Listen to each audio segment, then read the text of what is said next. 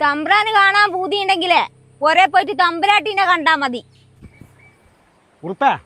ഏതായി ധിക്കാരി? ആ തെങ്ങുകാരുന്ന ചാത്തുവിന്റെ സന്തതിയാ. തമ്പ്രാന്മാർ ഒന്ന് അങ്ങോട്ട് മാറിയാൽ അടിയന് പോവായിരുന്നു.